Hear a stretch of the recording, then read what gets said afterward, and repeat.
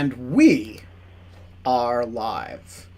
It is Monday, December 27th, 2021, 5:01 p.m. It is also 5:01 p.m. in Brooklyn, and it is also 5:01 p.m. in Manhattan. All the hosts are in the same time zone, as is the panelist that we have already brought on. See, we're going to flash him on screen here. Here's Richard Wattenbarger, who's going to be joining us with questions later in the show. If you want to join us with questions later in the show, flag it in the Ask a Question box. And I will bring you on. We have 2 more spaces for panelists. It is a Mastiff shirt day, which is a special... Thanks for stretching that out, because until you said that, I just thought it was like a wrinkly dog face shirt day. Well, it is, but it is that too. That would be the Sir category. I think that more than anything, today is a day that will live in infamy. In infamy, because it is it'll live in infamy. Lieu of fun to me. I have no idea what Kate is talking about, but I'm excited about today because Scott, or maybe he'll tell the truth. So Scott, we have been badgering Scott to play Where's the Lie for months now because, Scott is the funniest person associated with In Lieu of Fun. He's also the person who kind of adopts a persona most consistly. And you never know which one it is, which is and exactly you don't know. Is it like aloof, absent-minded professor? Is it shit poster? Is it one who cares really deeply about democracy? Right, or is it earnest, taking terrible ideas seriously persona, and weighing them earnestly, and so. The thought of Scott making up a story and telling it in an extended dance format and us having to guess whether it was true or false seemed really good. And Scott, as you would expect, was weirdly resistant to this idea. You know, did a lot of, I'd love to, but not today, for weeks at a time. Did some... I don't know if I can tell stories bullshit. And so we finally lassoed Scott by the neck and dragged him onto the show. And he is going to play Where's the Lie? And I'm just going to remind you of the rules. We have 2 open spaces on the panel. If you want to be on the panel, flag it in the Ask a Question box. That's rule number 1. Rule number 2, the poll is already up as to whether Scott is lying. You can vote at any time. You can change your vote at any time. 65% of you are starting out with the Scott is lying vote. That's something similar to what happened to Jordan. By the time we were done with Jordan Ellenberg, 65% of you thought he was telling the truth. He was lying. So he actually persuaded 35% of you that he was telling the truth, only to then turn around and tell you he was lying. We're going to, and there's one, of course, key rule. We will get 3 questions. Each of the panelists will get 3 questions. You can chat about it in the chat. You can say anything you want. You can fact check Scott in real time. What you cannot do is look anything up on Google. You can't Google anything Scott says. You can't, use the encyclopedia. Only people's minds count. Now, could you do it? Where's my copy of legality? Can I use my copy of legality? No, you can't. You can't use any of Scott's. You can't go back and listen in real time to the Jurisprudence podcast to see whether he's telling the truth about inclusive legal positivism. You can't do that. Oh no! As a concerned citizen says in the chat, you don't do your own research. All right. Ooh, right, exactly. It's exactly right. You'll end up with COVID. So, all right. Is that how you get that? That is how you get COVID, by doing your own research. All right, Scott, the floor is yours. Here is Scott Shapiro playing Where's the Lie? Thank you so much, Ben, and thank you so much, Kate, for having me on the show. I just want to say one thing, that it's very hard for me to lie. As a philosopher, I maybe I mentioned this before. We're not allowed to lie, as you all know. Philosophy, philo means hate. Sophia is lying. So philosophy means hatred of lying. And so it's very hard for me to do. I thought that the Kate, PHI... Okay, sorry. Sorry, I Kate, agreed not to talk. Please. Okay. Yeah. Okay. So let me just start by saying, okay, so I grew up in New Jersey. Okay. I've mentioned this before. I grew up in New Jersey. And my uncle Bernie, he worked for New Jersey Transit. So during high school, he got me a summer job at New Jersey Transit. And on my first day, I was sent to the dispatcher to help him do whatever dispatch things. And obviously I had no idea what to do, but it was like super cool. I got to sit in the control room. Now, after lunch, I noticed that the dispatcher was looking really, really weird and like there's something wrong. And like 30 minutes into it, he turns to me and he says, "Kid, I ate something really bad for lunch and I got to go to the shitter," because this is New Jersey, this is the way that we talk. "I got to go to the shitter and I'll be back soon." So I'm totally freaked out, of course, because like, what the fuck am I supposed to do? I don't know what I'm supposed to do. The dispatcher's in the bathroom.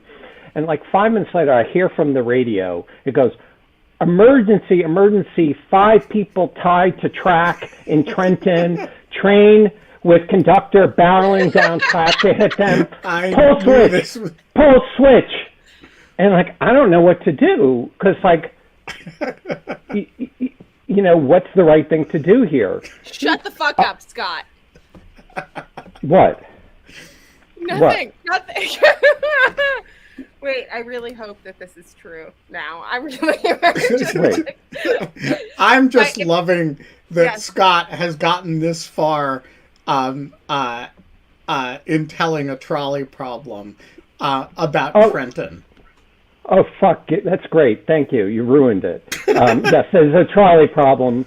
Can I start over? Yeah. Okay, I'll start. Okay. So, because it's a different thing. Just ignore what I just said. Okay. So I spent just ignore what I just said. That trolley problem thing that was a lie. Okay. So it then ruined it. Okay. So I spent my whole life, like up until law school, on the East Coast. I went to college there, I went to high school there, elementary school. So when I went to law school, I wanted to go to the West Coast. Okay. And so my first year at law school, I went to Berkeley, which at the time was called Bolt Hall. Isn't it still? No, they changed the name. You corrected me on this once. You yelled at me when I introduced Oren as saying that he was at the Bolt Hall School of Law, and both of you looked at me like I was crazy. Anyways, it used to be called Bolt Hall. Now it's called Berkeley, and the thing about my parents, who my father's no longer alive, my mother, who thank God is, and they both, and I love her dearly, and they took me to Berkeley, and at the time I was an Orthodox Jew, and so the thing about being an Orthodox Jew is you kind of need a car, you need a vehicle, because it's not easy to get kosher food, and so but I didn't want a car. My parents also, if you don't have a car, you can't not drive on Shabbat. Well, that's true. So you get no credit for not driving if you can't drive. So my parents. So I went to the all school. Jews have like an elevator in their house too, so that they can shut it down every Saturday. No, that's a banking regulation. So what happened? what happened was my parents, we decided I wanted a scooter, but my dad was like, no, you don't want a scooter because you need something with more power. So my parents, for reasons which are just like really weird, they insisted on getting me a motorcycle. So we go and they buy me a motorcycle, a 400cc Kawasaki motorcycle. Very powerful motorcycle. Really a very strange thing to get. I had never driven a motorcycle before. I'd never driven a scooter before. I didn't know how to drive a manual transmission before. So we go to the dealership. We pick out a motorcycle because I need some way of getting around to buy kosher food, and the motorcycle would be my way of doing it. So Did you have a motorcycle license? Yeah, you actually have to get a motorcycle license, so I got a motorcycle Where license. the fuck are you supposed to put groceries on a motorcycle? Oh, you put they're saddlebags that you put under, and so like if you actually go by, mine were canvas, but they're normally leather. But anyway, so that's how I did my shopping. You take the stuff and put it in the saddlebags.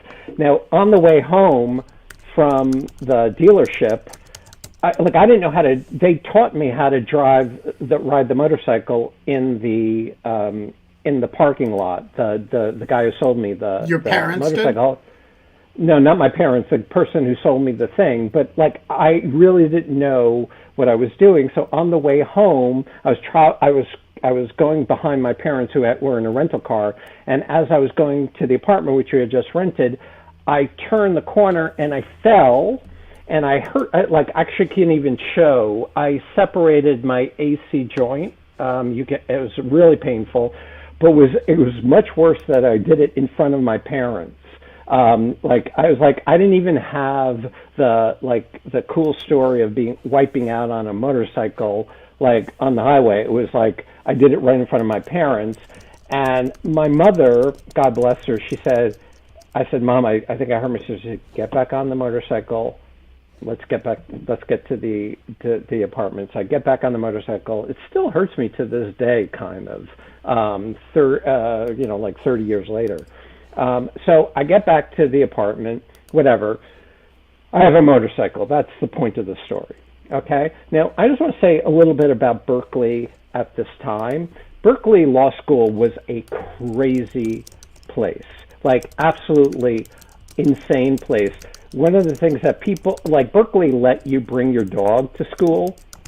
So like in the law school, you could bring your dog's shirt.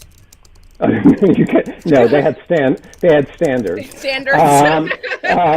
So the thing was that there would be dogs going all over. There would be like always dogs in the hallway, which was like both cool and also post-apocalyptic, but it was kind of cool. You could bring a dog to school and have them roam around when you were in class.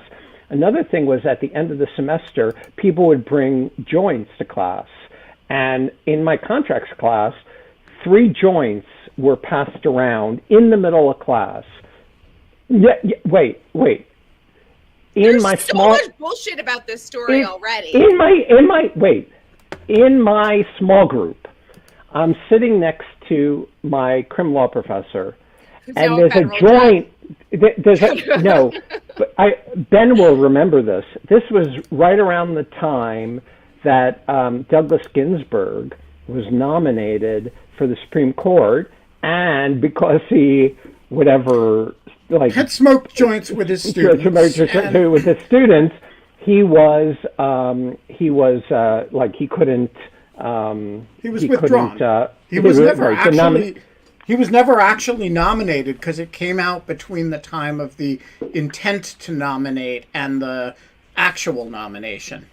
Exactly right. I just want to say that this is making Amy Chua look good, but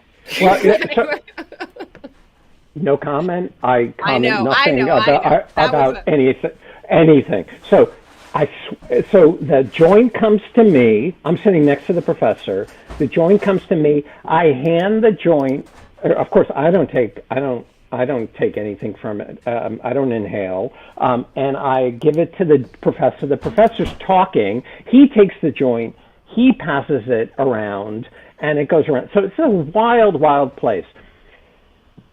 In the meantime, being an Orthodox Jew, I was a Sabbath observer. And as a Sabbath observer, what you have to do is on Friday nights, before sundown, you can't like use a car, you can't turn on lights, you have to have all your stuff settled for the beginning of Sabbath. So I always, like Friday was always, I always had to rush around getting food and stuff like that for Sabbath, and especially going to the kosher butcher, which was in Oakland, and they had this weekend they had something called Brisket Bonanza, which is excellent brisket, and I want to get there and get some brisket and get other things. Okay, whatever. So I go, but before I can do that, I get invited to this professor's house. A bunch of students get invited to the professor's house, and the professor gets drunk. They have like wine, and he starts getting drunk, and it's like, I gotta leave because I have to get to the butcher before the Sabbath. And he starts getting like all anti-Semitic on me. He starts like saying, oh, I'll get you a prayer rug, you can just do prayers here. And he starts going wah, wah, wah, wah, wah, with the other students, and it was like really uncomfortable. And I'm like, that's funny, but I really have to go. And they're like, oh no, come on. Yeah, it was out of control. So anyway, so finally I get out of the professor's house. I get on my motorcycle. I'm going like a little faster than normal, but I wasn't crazy. I go to the butcher in Oakland, and I pull into the driveway of the butcher, and then all of a sudden 3 cop cars descend on me. Woman, I remember, as a female officer, comes out. She says, "What does the Old Testament say about that?" Well, if you get home, it's a bit unclear on motorcycles, but they say, get against the wall, get your hands on the wall. And I'm like, what did I do, officer? Just get against the wall, get your hands on the wall. I'm like, what am I doing? So I get my hands against the wall. She pats me down, and she goes, do you have any idea what you were doing? And I said, I'm just going to the butcher. And she says to me, you were going 95 miles per hour in a 25 mile an hour zone. You had 3 police cars chasing you for 10 to 15 minutes, and you did nothing. Stay against the wall while we call this in. And I'm like, my parents are gonna fucking kill me. Because like I was like, like going 95 miles per hour, and like on the motorcycle that they bought me when I promised I wasn't going to do that. But also, like, I'm in law school. I don't like want to go to jail because like I was like a fugitive escaping justice or something like that. So we go to so they call in the thing, and they were like, okay, you tell me why you were going so fast. Why are you in such a hurry? And I said, I am an Orthodox Jew, and I need to get to the butcher to buy things to get home and before the Sabbath. She's like, she doesn't know anything from this. She's like, why do you have to get home before so early? I said, because when the sun goes down. She's like, you a vampire? And I'm like, no, I'm not a vampire. I'm an Orthodox Jew. It's worse. No, I didn't wear a yarmulke at the time, so I couldn't prove it. I just had like a helmet and like a jacket and stuff like that. So she says to me, why would you have to get to a butcher? And I say, because it's a kosher butcher, and that's the only food that I can eat. And then she said, well, why can't you go later? I said, because the butcher closes. And she goes, when does it close? I said, I don't know, at 3 o'clock. She goes, what kind of butcher closes at 3 o'clock? And you're like, a kosher butcher. I say, a kosher Friday. Butcher. Because the kosher butcher also needs to get home. And so they go back, they discuss things, and they come back and they say, we don't believe you. Now, meanwhile, other cars descend because like there was a big chase. And so like this is like a danger, like who knows? So then now there are 5 cop cars.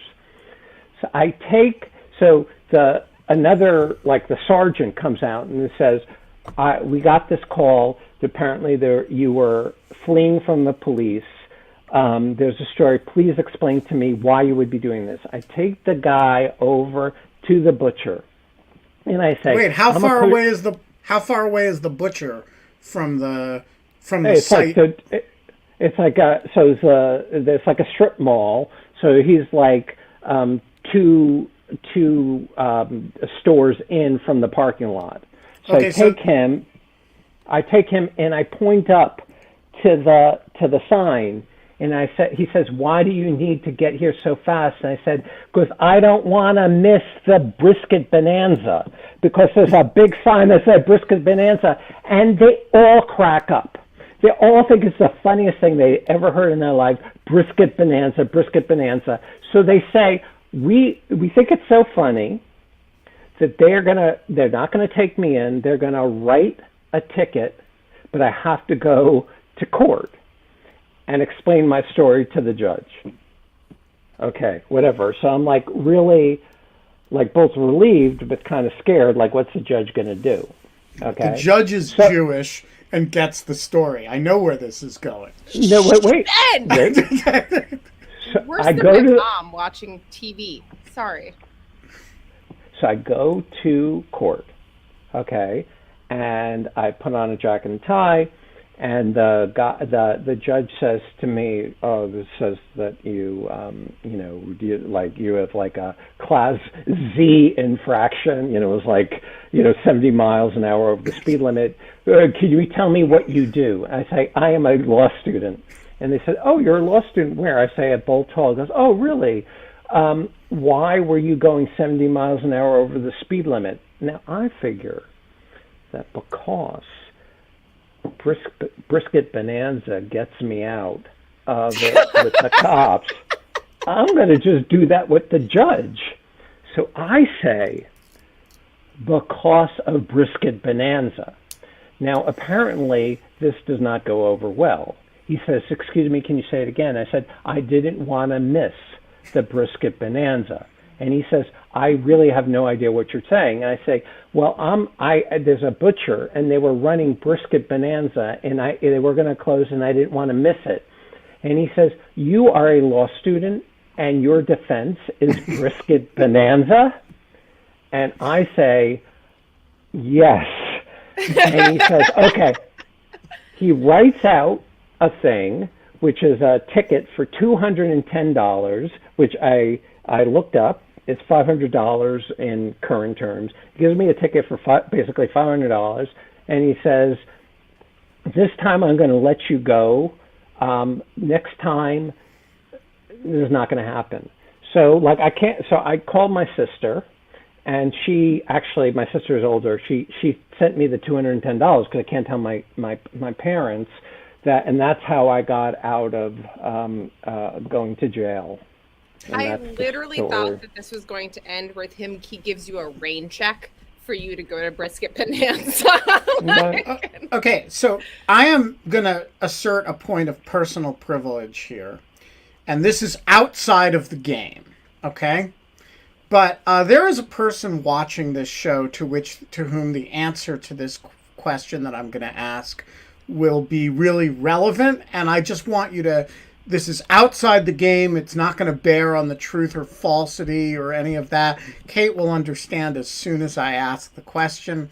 So, Scott, did you report your behavior to the law school as possibly bearing on your fitness to be a member of the bar? And secondly, when you applied for bar membership later, did you raise it as a matter of potential moral turpitude that you had been going 90 in a 20 zone and had done it all in the name of brisket? Did you report that to the bar as a possible reason not to admit you? Oh, yes or no, we'll do fine with both of these. I'm sorry, Ben. You were cut out for the whole time.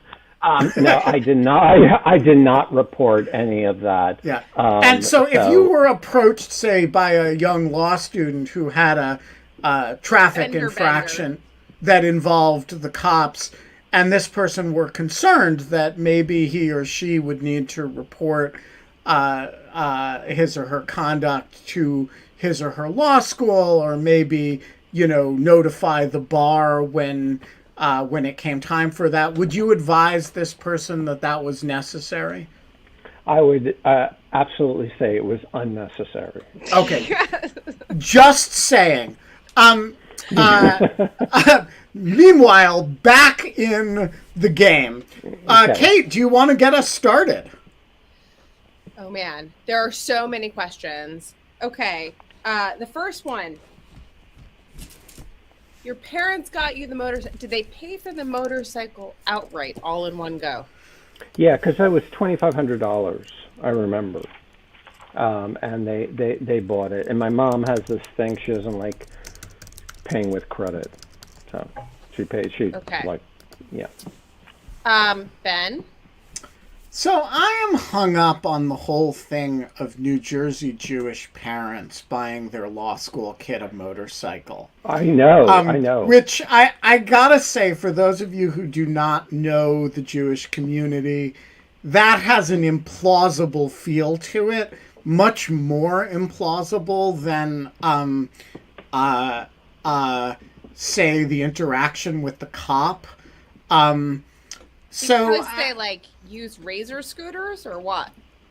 No, just motorcycles and Jews. Okay, it's a totally normal thing for a Jewish kid to rebel by getting a motorcycle, and that would upset the parents. But there's not like a hereditary motorcycle culture in the Jewish community. Yeah. So my question is, what if your mother or father, may he rest in peace, were here and we asked them for their account of what the fuck were you thinking? What would be their account of the motorcycle purchase? I'm calling my mom right now. We can hear this. Okay, good. What if she picks up? Hi, Mom. You're on a show right now. Okay? So just be careful what you say, okay? Everything's being recorded. I just want you to know, okay? Okay? Okay. When I went to Berkeley, did you buy me a motorcycle? And why did you buy me a motorcycle? Right, transportation. And whose idea was it? Who insisted that I get it? Yeah, Dad. Yeah, because he wanted something that was more powerful in case I got into a jam. He wanted me to be able to pull away. Okay. Okay. Yes. Okay. Thank you very much, Mom. Make sure your mom knows that you're not going to win a couple $1 million or something. No. We don't. Would you say your son tells the truth or is a liar? Okay. Okay. Okay. Thank you, Mom. I love you very much. I'll speak to you later. Bye-bye. Bye. Okay. So we can say that as Jordan, produced the plate, Scott has, I think, provided significant evidence that the motorcycle part of this story is true. Kate, your second question. No, Pauline. Pauline says, who says it's really his mom? I'm going to tell you, I've heard Scott's mom before because she's shown up occasionally on the Jurisprudence podcast. That's actually Scott's mom. Yeah, it is actually his mom. It is his mom. So yeah. I'm gonna validate that. I think we can accept the motorcycle purchase as goyish as it is as true. Yes, okay.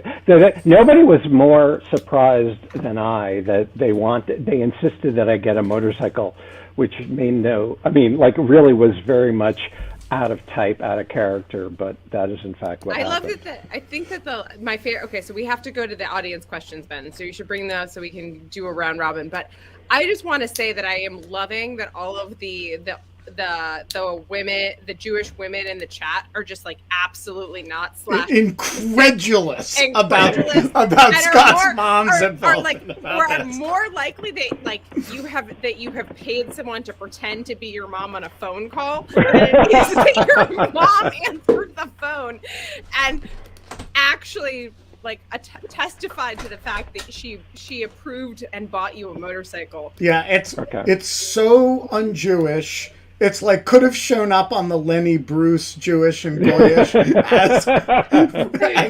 as Goyish as lime jello. Parents buying the kid a motorcycle. All right. My family eats lime jello. Is that a Goyish thing? Lime jello shows up in the Lenny Bruce. It's actually lime jello, very Goyish. It's okay, that's so Jello is inherently Goyish unless it's kosher because it has the gelatin. It has a meat. Oh, yeah, it has something from a horse foot. It's actually literally from the cloven hooves. Yeah, exactly. And so but then there's something about lime that makes it even more Goyish. Okay. All right, we have Richard, we have Matteo, and we have the disembodied voice of Paula, who's there but cannot be seen. Richard, your first question. Sorry. Okay, Scott, can you tell me about the road with the 25 mile per hour speed limit? Where is it located? Residential, business? What is it used for most, and so on? Yeah, so what happened was I did not like riding the motorcycle. It kind of scared me, and several times I was thrown from the motorcycle just stopping at a stoplight. Like I would just like fly off the thing. I actually think motorcycles are unbelievably dangerous, or like it was unbelievably dangerous for me, and so I almost never went on the highway. So I would take the back streets to get to the butcher because I did not like taking the highway because I didn't like going. It was funny, I didn't like going 65 miles per hour. No, so in fact, I was going through the back streets, which according to the officer, I was like 25 miles per hour, but I was going 95 miles per hour. I will say in my defense that I was like thinking at the time, I remember thinking about some law thing. I was like thinking about some law thing, some torts thing or something. So that's what happened. Oh, I just want to say something to all you law students out there. My first semester at law school, on contracts, I got the second to lowest mark in law school. In the class of 100, I got the second to lowest mark for my contracts exam. Matteo, high when you took it? I'm sorry? Were you high when you took it? No, I did. I was always straight. Matteo. Your first question. All right. What time of year did this incident allegedly occur? That's a really good question. I would say it would have to be like very late fall or early spring when the sunset is low. So I roughly around that, but I don't exactly remember the time. But it was not either early fall or late spring. Paula? I want to know why you thought that you were going to go to jail, and then how many people, this is one question, by the way, because I think they're related. Like, did you talk to your professors about it? How much did it take over your life? How worried were you? So I was unbelievably worried when I was asked to go against the wall and they frisked me. I will say I'm not embarrassed to say that I was scared at the time. And I was also scared that they wouldn't believe me about the Brisket Bonanza stuff. But when the person wrote me the ticket for the desk appearance, she had said to me, "This, we're not going to arrest you, but you have to explain this to the judge." I was much more afraid that I was going to get a big fine and I wouldn't be able to like pay it until my sister bailed me out. So Melissa, thank you if you're listening or watching. All right, KK, your second question.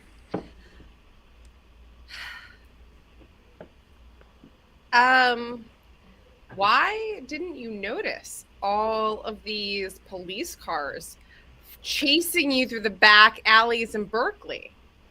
I don't know. I think partly it's because when you ride a motorcycle, you wear a helmet, and it's obviously you can't hear.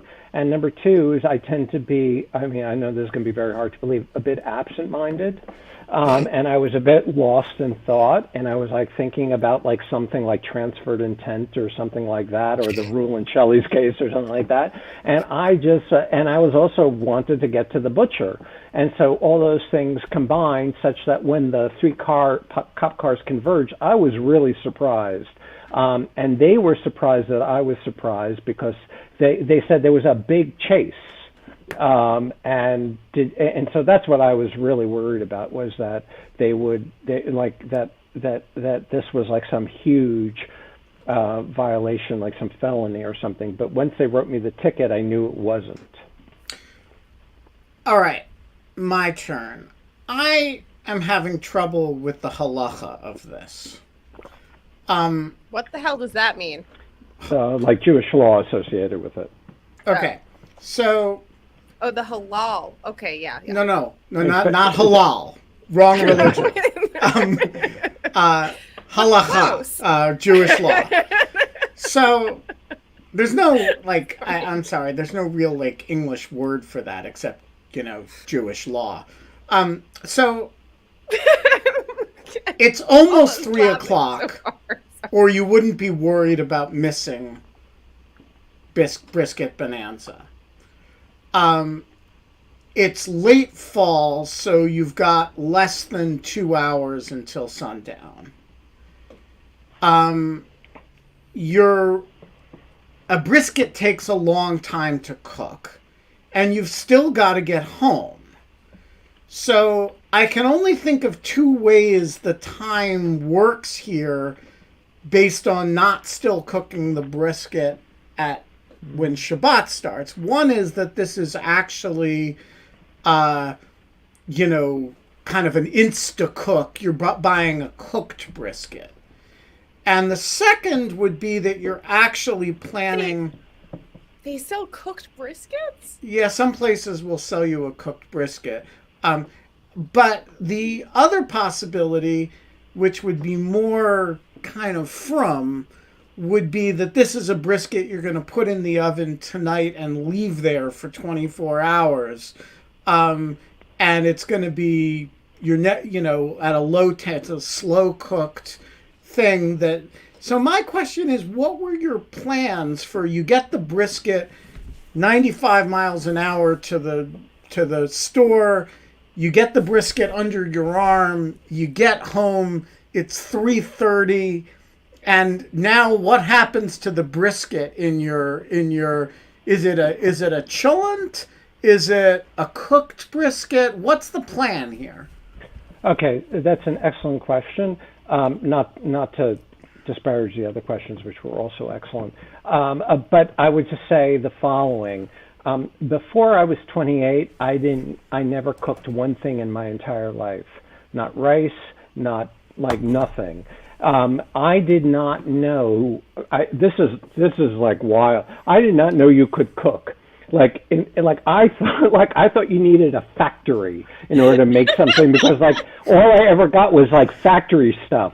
So at the time, I never cooked anything. So what the butcher did, the reason why it was a bonanza is because the butcher cooked it for you. They had that, and they had another thing which I've never been able to replicate, which was a lemon rosemary chicken, which was really exquisite, and I've never been able to replicate it. So I bought everything that was pre-cooked, So you got it And pre-cooked. then, Okay, so that's a perfectly plausible answer, Scott, except for one thing, which is really bugging me. You didn't tell me you were there buying pre-cooked, like we have fucking some. Montreal, and you're have some buying smoked fried. meat or something. You said you were buying a brisket. Now, when your average American thinks about buying a brisket, they're thinking about a big raw slab of meat that you put home. Most Americans, like the Goyish Americans, will cook it in Coca-Cola and shit. But, like Lime Jello.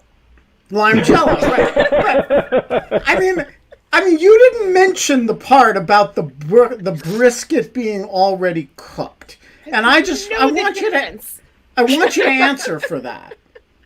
it's because I'm very judicious in facts that I relate to my audience, and I did not think it was relevant to the story that it had been cooked.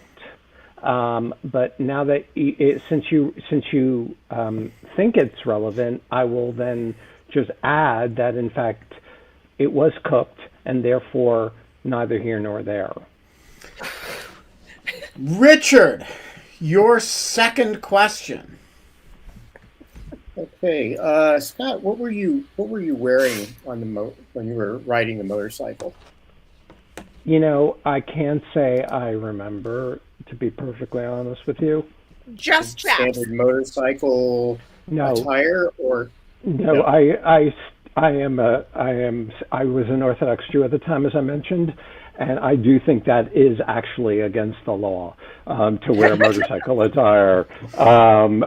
So I did, but I did. I'm just remembering this. I once did, when I was in Oxford, I bought in Camden Town. I was like such a stupid person. I bought a motorcycle jacket because I was like trying various things. I had long hair down to here, and I just was like very strange. And I bought like a motorcycle jacket that was too short. And I couldn't go back to the people in Camden Town and say I bought a too short thing. So I spent the next 3 years every day stretching the motorcycle jacket, which apparently does not work because I could not admit that I was just too uncool to even buy a correct motorcycle jacket. I thought you were going to say that you spend the next month doing ab workouts to try to get your torso No. It was too short, and I kept on pulling it, and it never oh my worked. God, I haven't laughed so hard. I don't know. All right, Paula, your second question. How many? Paula's watching Paula's face during this whole thing is actually the best part of the show. Oh, God. This is also a combined two-part question. How long did you have the motorcycle for? 1 year. 1 year. You can answer that part. Okay. How many helmets did you have? Only one. The Schnell, I think it's Schnell or the Shell. It's a very beautiful story, actually. The main when you buy a motorcycle helmet, I think it's Schnell or Shell. I forget which. There was a terrible story. This young man was killed on a motorcycle because he wasn't wearing an adequate helmet, and his parents set up a foundation that rates motorcycle helmets it's a nonprofit because they never want another parent to go through what they went through. It's very beautiful. It's really a way of taking a tragedy and, at least turning into something affirming. So I only had one, and it was Shell or Schnell, whichever was approved. Okay. All right, Matteo, your second question. All right. Before I ask, can I ask Ben, you and Kate? I'm curious if you guys knew that Scott went to Berkeley for a year? Wait, no, wait. This is wait a second. This is like asking Google. This is No, definitely no, no. The collective human minds are okay. allowed to consult. I did not, but I see nothing implausible about it. Yeah, I agree. I think he This is graduated. either. I think he graduated from Columbia, if memory I believe serves. he did his No. PhD at Columbia, and Yale was his law school. And in fact, I remember him having a Twitter exchange with someone a while back where you confessed to getting a low grade your senior year of undergrad. And then but you'd already been accepted, I believe, to Yale, you said. And then, but fortunately, you were still able to go to law school there. Now, I'm not certain that's what that was, but that Yeah, it's we can move aside from this. That's not the issue here. You maintain that you don't remember if it was fall or spring that the motorcycle incident happened. I will say that's consistent with the weather in the Bay Area. That's more or less the same in the fall and the spring. Right. Yeah. People always say that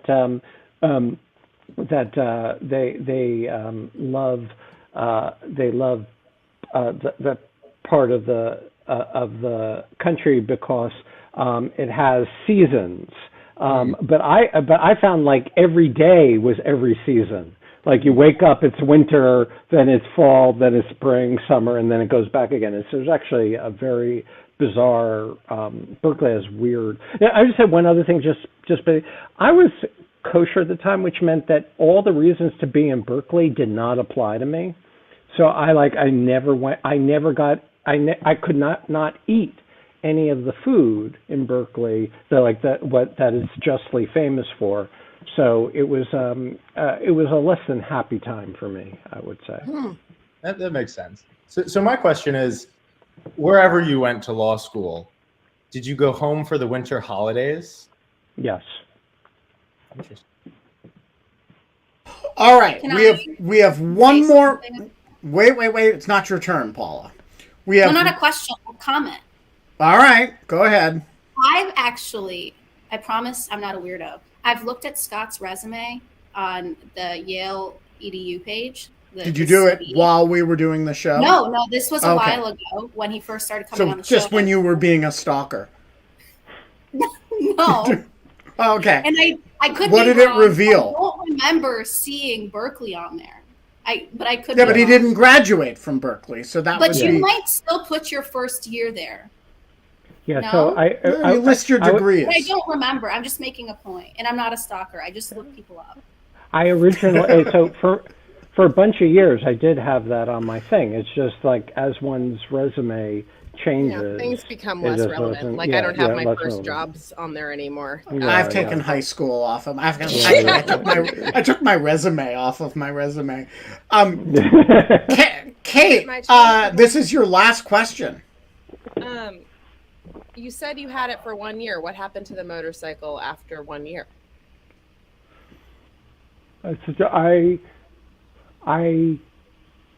I mean, I would say that I sold it, but it's so unlikely. It's so unlike me. You just To- like tethered it like, to to- like left to it a bike. somewhere? You just like left it outside the I was- Berkeley school. It's still there.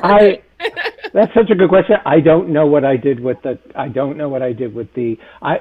It's highly likely I went to the dealership in which I bought it and then sold it back for like $400 or something like that. All right, so- that's much more. So highly here's likely. my last question. When did you stop being Orthodox relative to this whole incident? It was around the same time, right? When I was 26 years old, I think in February, on a Saturday in February, when I was 26 years old, I gave it up. And you In were fact, and you were I how was in old? grad school. I was Okay, so that was 26, And how old were you when this happened? 23. I see. So you were sort of 3 years away from saying "fuck it all." I've had enough of this. Yeah. Where in relation to this sequence is the 10 years you spent as a computer programmer. So I was a computer programmer from like a sophomore in college to my second year in my end of my second year in law school. So that's why I was like 23. So I would be. So it would be. No, it was like. So I would say it was like more like 7 years, maybe 7, 8 years. So it was something you did on the side while you did all these other things. Yes, exactly. Though that's how I supported myself, because that's how I made money, because I had no other source of, income. All right, Richard, your last question. Okay, Scott, do you tend to be, and have you always tended, if you have this tendency? That's the question. No. You tended to be cautious and careful all your life as far as your physical safety is concerned? I am a physically cautious person, and that's why I was going on back streets with the motorcycle. I did not like the idea, but my father assured me that this was the right thing to do from a physical safety point of view, is not to have like a Honda scooter or something, but a death machine. And I, which made no sense at all, but like I was like, it shows you what Jews know about motorcycles. So I really like my, not to talk about my family here, but I would just say that none of my children have motorcycles that I have purchased for them. Paula, your last question.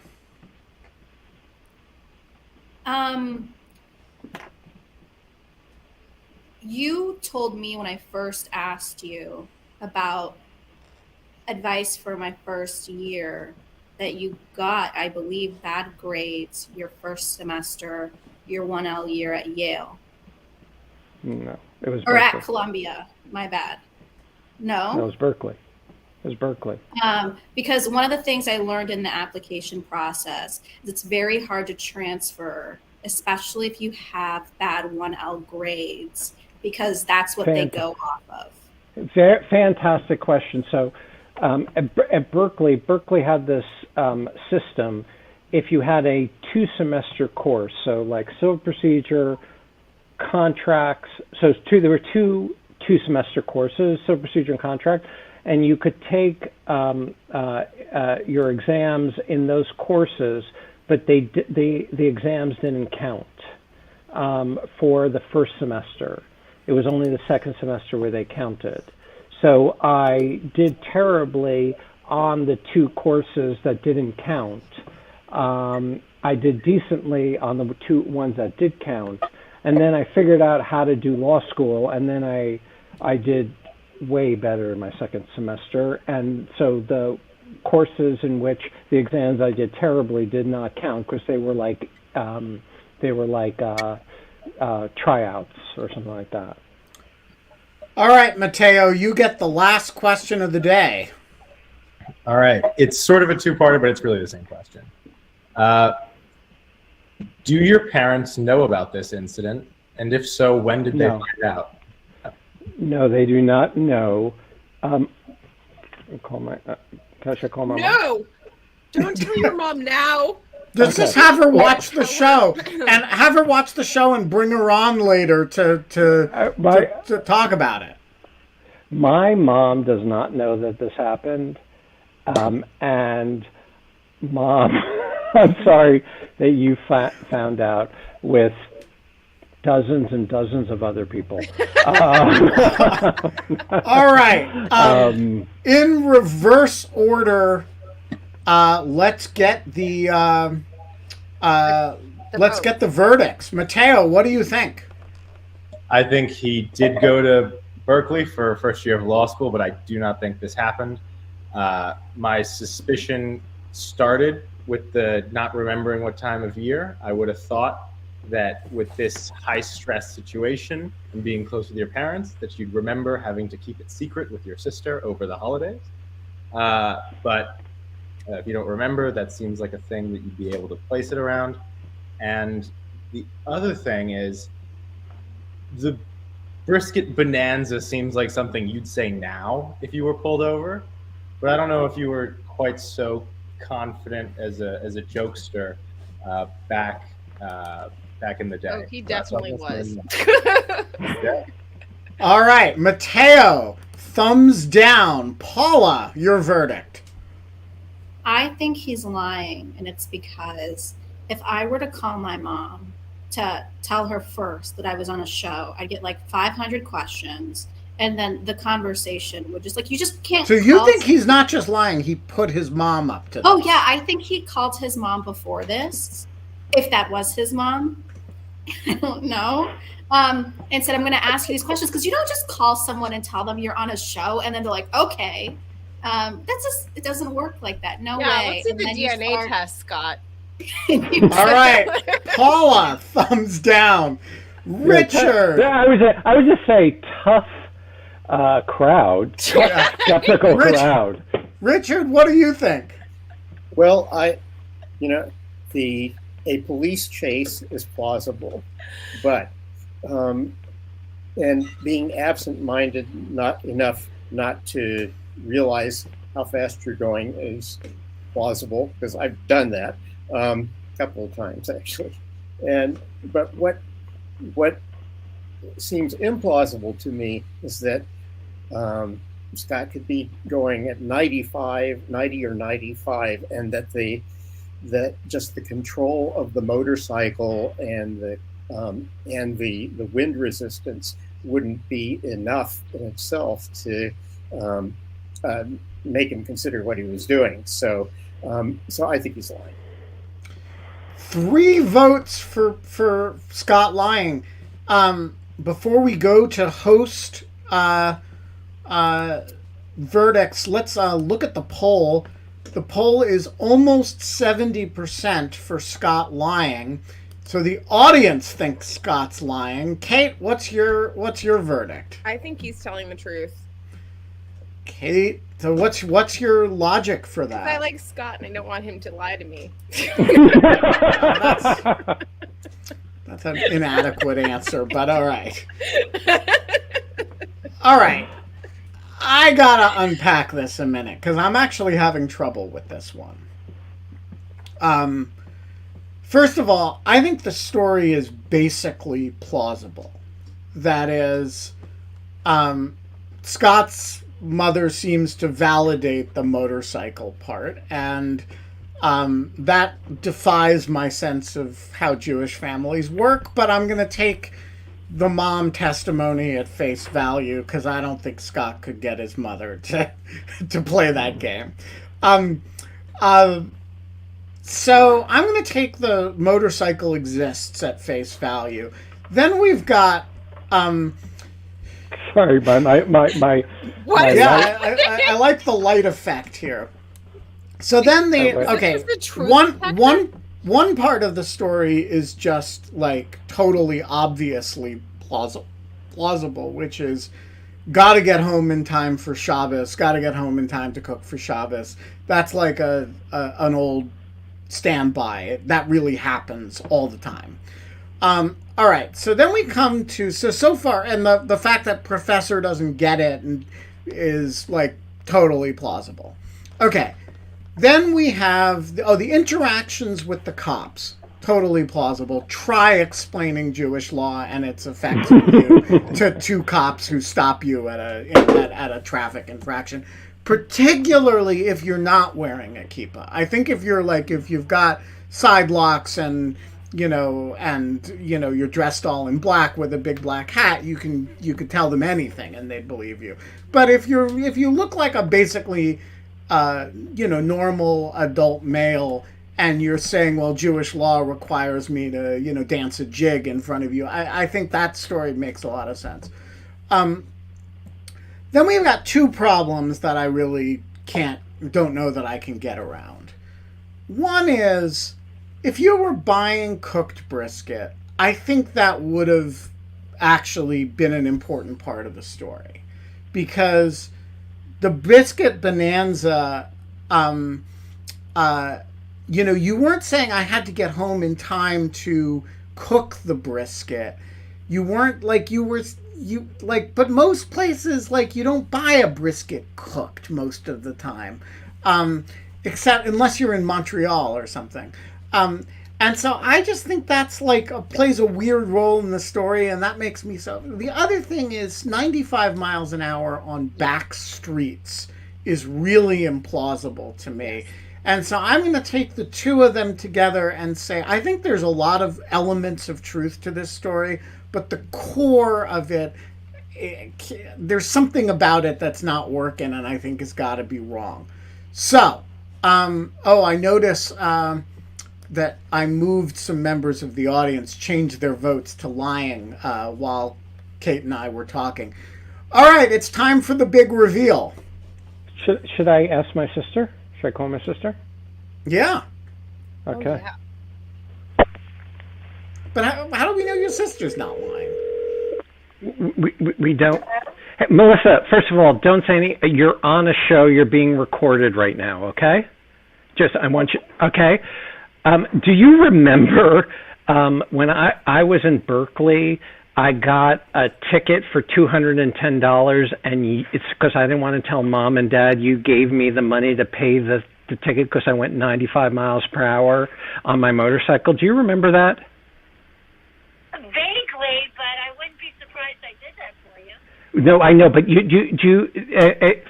don't remember if that was true? Vaguely. I vaguely remember something like that happening. Oh. If you were to put me on a stand, I wouldn't be able to 100% verify it. But I vaguely remember that happening. But ask her if you went to Berkeley for a year. Did I go to Berkeley for a year? 100%. Yeah, 100%. Okay, thank you so much. And it didn't. That I know. Okay. Thank you. I love. And I knew you rode a motorcycle, and I know that we didn't like the fact that you rode a motorcycle, and I know you stopped because of some type of issue regarding using the motorcycle. Yeah. Okay. Thank you. I love you. Bye-bye. Bye-bye. It's 100% true. Every I single. basically am taking this that no one remembers anything about you, Scott, in your immediate family. 100. Literally, there was not one part of that story that was not true. Yeah. Not one part. Brisket Bonanza got me out of it, both with the cops and the judge. 95. I don't know if I was going 95 miles per hour, but that's what they claimed. And because philosophy means hatred of lying. It doesn't, but actually, So the stuff about Trenton and philo, by the way, means love, not hatred. And Sophia means wisdom. All right. Wisdom. The stuff about, let's be clear, the stuff about Trenton and the trolley problem, total bullshit. That's not true. Okay. That's total bullshit. My uncle did not work for New Jersey Transit. Scott Shapiro, you're a great American. That was amazing, mostly because I won. This was fabulous. We will be back tomorrow. I have no idea who the guest Can will we be. just cancel all other future Where's the Lies and just bring on Scott to do them now? No, we can't do that because there are other good stories we're going to have. Including, by the way, I don't think the Reverend Dr. Hillary Livingston is here today, but audience Where's the Lie. The next time we do that, it's going to be with the Reverend Doctor. Anyway, it'll all start 22 hours and 56 minutes from now. And until then, we can't have fun anymore. Oh, wait, But- Scott has to do it. Scott? But we can't have Brisket Bonanza. I was going to say that.